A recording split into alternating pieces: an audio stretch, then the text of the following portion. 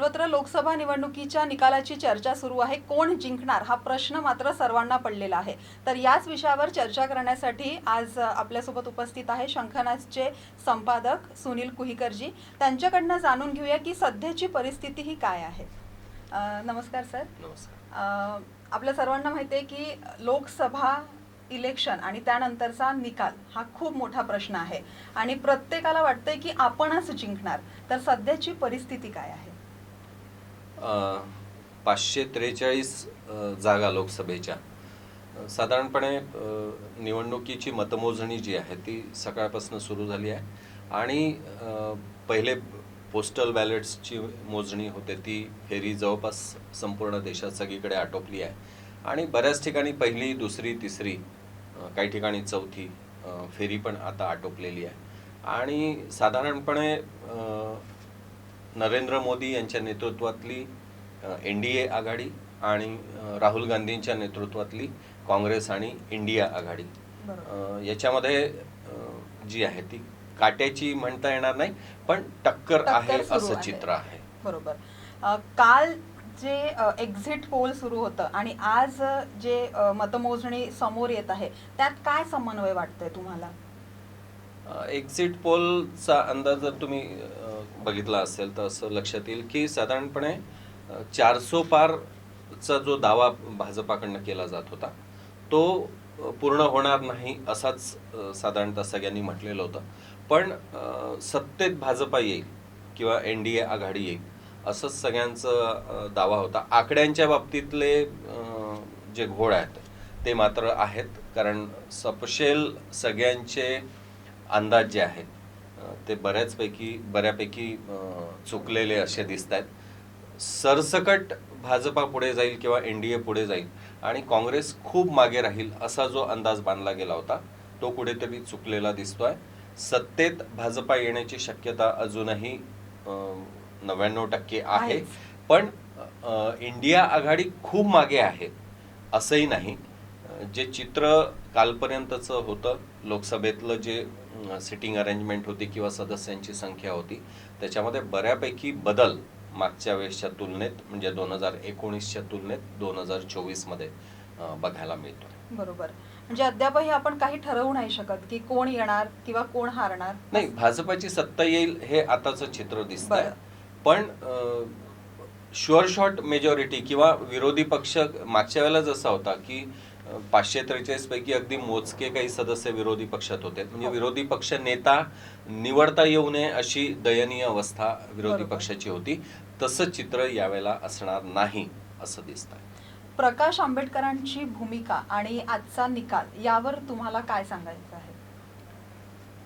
खरं म्हणजे प्रकाश आंबेडकरांनी एकदा स्वतःच्या राजकारणाचा विचार स्वतः केला पाहिजे अशी आताची स्थिती आहे.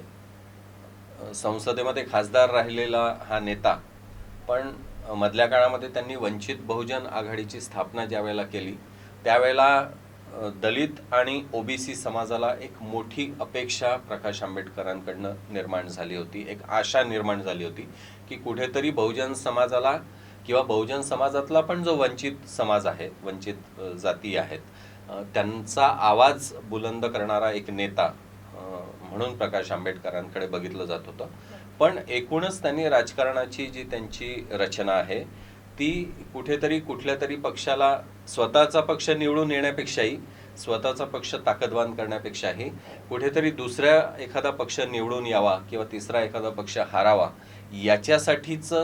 याच्यासाठी म्हणून स्वतःचं अस्तित्व पणाला लावण्याची जी राजकारणातली शब्द चुकीचा ठरू शकेल पण सौदेबाजी जी त्यांनी चालवली आहे ती कुठेतरी सर्वसामान्य माणसाच्या लक्षात आलेली आहे. त्याच्यामुळे प्रकाश आंबेडकरांच्या पाठीशी यावेळेला कोणीही उभं असलेलं दिसत नाही. स्वतः अकोलामध्ये प्रकाश आंबेडकर 3ऱ्या स्थानावर जाण्याची स्थिती आहे. याचा कुठेतरी आंबेडकरांनी स्वतः एक चिंतन केलं पाहिजे, त्याचा स्वतःला त्यांनी जाब विचारायला हवा की हे काय पुढचं राजकारण असंच चालवायचं असेल तर वंचित आघाडी पण संपलेली असेल आणि प्रकाश आंबेडकरांचं राजकारण पण संपलेलं असेल. महत्वाचे जे दिग्गज नेते आहे ते कुठेतरी आताची परिस्थिती आपण बघितली तर मागे जात आहे किंवा पिछाडीवर आहे, तर याबद्दल काय सांगाल तुम्ही? एक आपण बघितलं पाहिजे की साधारणपणे एक 20% मतांची मोजणी आतापर्यंत झाली आहे. सकाळचे 10-10:30 वाजतात आहे बरोबर. आणि एक साधारणतः 15 ते 20% मतांची मोजणी झाली. हा कल आहे, हा साधारणतः बदलत नाही, पण अजून 80% मतांची मोजणी व्हायची बाकी आहे. ही वस्तुस्थिती पण आपण लक्षात घेतली पाहिजे. त्याच्यामुळे निकाल सांगण्याच्या बाबतीत आत्ताच घाई करणं योग्य ठरणार नाही. पण साधारणपणे एक ट्रेंड जो आहे, जो कल जो असतो तो कंटिन्यू होतो सहसा. अ, फार क्वचित वेळेला तो शेवटच्या क्षणी किंवा मधल्या टप्प्यांमध्ये बदलतो पण पण एकूण कल जो आहे तो आताच्या स्थितीत स्पष्ट दिसतोय की साधारणतः 543 पैकी 300 जागांवर ओव्हरऑल देशाचा जर आपण विचार केला तर 300 जागांवर NDA आघाडी दिसत आहे.